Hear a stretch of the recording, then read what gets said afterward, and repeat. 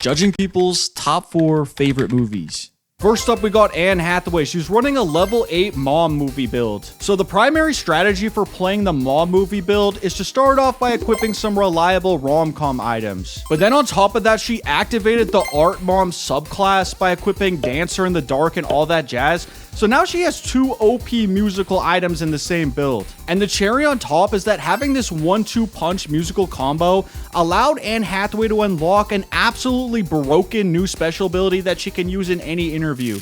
Yo, I'm a paparazzi. I don't play no Yahtzee. I go pop, pop, pop. So yeah, as you can see, Anne Hathaway has some of the most elite mom build gameplay you're ever going to encounter. I'm giving this an S tier. Seth Rogen, he's running a level 6 comedy connoisseur build. And first of all, he's got one of the strongest comedy combo attacks you can use in the entire game with the Big Lebowski and Clueless. I mean, he's covering his bases with a stoner screwball item and a Pete Comfort Watch chick flick. And on top of that, he's adding a bunch of Arnie one-liners into his arsenal by equipping Terminator 2. Hasta la vista, baby. And then finally, he's rounding things off with the last details, this rare item from the 1970s. I will say though, this is definitely kind of a glass cannon build, because yeah, sure, you can obliterate film snob enemies by spamming a bunch of iconic movie quotes at them. You're a virgin who can't drive. But the problem is that he's completely lacking any items from the 21st century, but also at the same time lacking any movies from before the 1970s. So now he's just going to get flanked on both sides by both old school and new school players. So yeah, sure, insanely high DPS build, but I can only give this a B tier. Next up is Glenn Powell. He's running a level 4 jock build. Basically, his strategy is to stack his lineup with a bunch of sports movies so that he can strengthen his defenses against the theater kid attack. He's got Rudy and Bull Durham. Those are both pretty solid items if you're trying to run a sports movie build. But the problem here is that if you're going to run a jock build, you really need to prepare yourself against attacks from basement dweller enemies, because they're just going to try to grief you by attacking your film knowledge. And unfortunately, Glenn Powell doesn't really have any strong counters to this. In his other slots, he equipped Miss Doubtfire and Michael Bay's Armageddon. I mean, I can kind of respect those picks. He seems like a fun guy to hang out with, but this is just way too weak against one of the most common enemies in the entire game. So I have to give this a C tier. Kevin Love, NBA champion. He's running a level 3 IMDb starter pack build. And his strategy is basically just downloading default loadouts that you can get on popular internet build guides. He's got The Godfather Part 2, and Shawshank Redemption.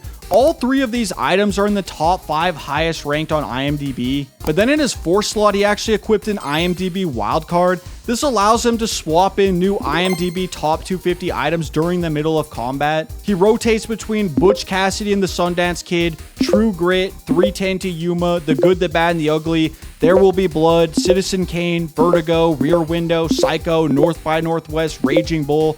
I honestly have no idea how he even got access to this wildcard ability, but it's a complete game changer. Gives him some insane versatility. For example, if he's up against a film snob enemy, he can just quickly equip Citizen Kane or any Hitchcock movie, but then at a moment's notice, he can pivot and start spamming a bunch of westerns at you. I was going to give him a C tier for downloading builds off the internet, but just for having this absolutely broken special ability, I kind of have to bump this up to a B tier. Ana de Armas, she's running a level 5 cinephile build. She got Pulp Fiction, The Birdcage, The Deer Hunter, and Princess Mononoke. And as you can probably see, she's an example of someone who went down the film bro to cinephile pipeline. Because she clearly started off running a film bro build with Pulp Fiction as her primary item, but then as she leveled up and unlocked higher level items, that's how she switched into the cinephile build. And this is actually a really good progression path to go down, because once you reach the higher levels, you have so many different options. For example, you can keep on leveling up the cinephile build, just go all in on your film history and film criticism stats. Or instead of that, once you reach level 6, you can just respec all your stats and switch to a guilty pleasure build,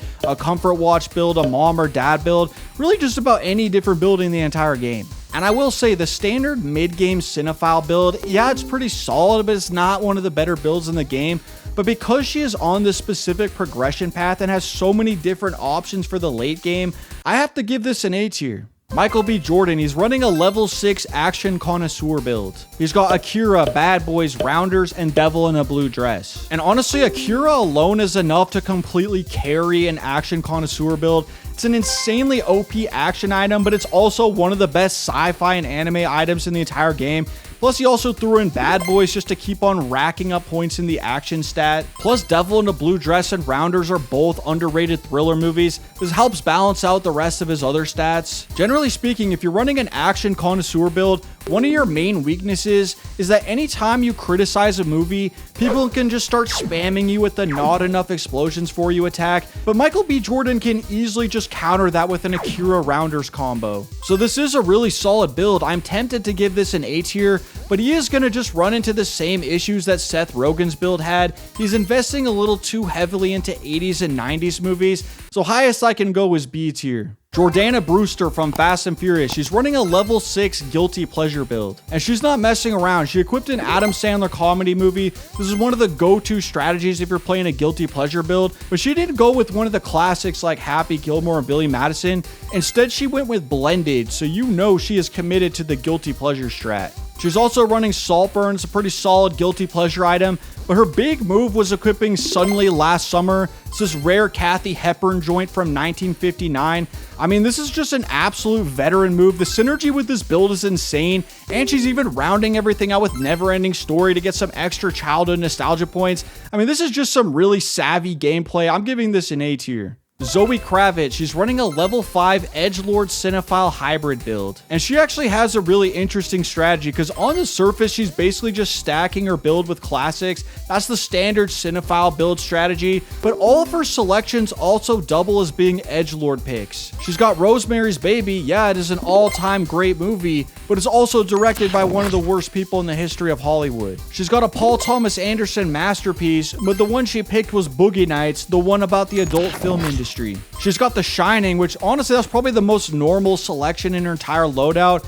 But even then, pretty much every edgelord build is going to need at least one classic horror movie. And then in her 4 slot, she equipped Pulp Fiction. I mean, generally speaking, this is a pretty normal pick. It's one of the most popular items in the entire game. But in the context of her entire build composition, it kind of makes you wonder if her favorite scene in the movie is Bring Out the Gimp. You really gotta hand it to Zoe Kravitz. Every item in her loadout is basically allowing her to have 2 builds in one. So I'm giving this an A tier. Finn Wolfhard from Stranger Things. He's running a level 6 film school build. So his first move was equipping American Werewolf in London. It's mostly known for having revolutionary special effects. Right out the gate, he's already earning some free credits for Film School 101. He also equipped an obligatory Paul Thomas Anderson masterpiece. This pretty much goes into any film school build. In this case, he went with Phantom Thread. But then after that is when he starts throwing some curveballs into the loadout. He's flexing his classic rock appreciation with Quadrophenia. And then in his 4 slot, he equipped Indiana Jones in The Last Crusade. That is pretty much just always a good move. I don't care what build you're running.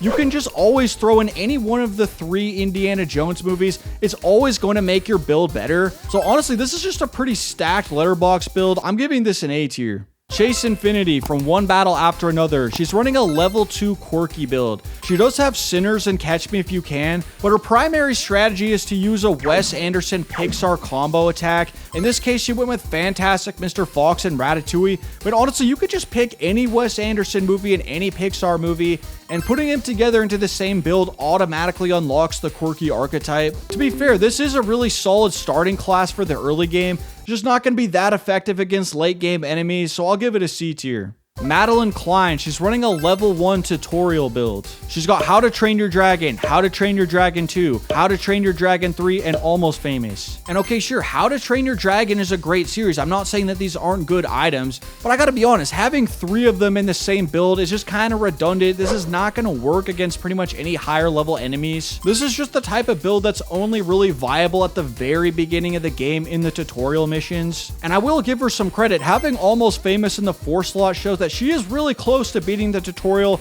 She just needs to unlock a few more items. So I will say, yeah, this build does have potential, but as of right now, unfortunately, I have to give it an F tier. Lucy Liu, she's running a level 9 Cinephile build. And this is a bit different than the other Cinephile builds I've covered, because whereas Ana de Armas is progressing through the Film Bro to Cinephile pipeline, she has so many options that she can multi-class later in the game. Lucy Liu, on the other hand, this is what happens when you go all in on the Cinephile build. At this point, she is completely committed. Right out the gate, she's running Cinema Paradiso. It's pretty much a movie about being a cinephile. She's also got a legendary Wong Kar-wai item in the Mood for Love. She's got red sorghum. It's this rare item from the 1980s. And normally the issue with running a pure cinephile build is that you're kind of weak to anti-intellectual and brain rot players. But then in her 4th slot, she equipped The Godfather, and it's just such a universally beloved movie. Pretty much just covers all of her bases across the board. So unless she encounters Peter Griffin, he's the secret boss in the late game. I did not care for The Godfather. I mean, she's pretty much just covered against any enemy in the game. It insists upon itself. What does that even mean? This really is one of the most OP cinephile builds I've seen. I'm giving it an S tier. Alright, those are some of the best and worst builds in the Letterboxd Esports Pro League. Check out this video right here to see the unranked division.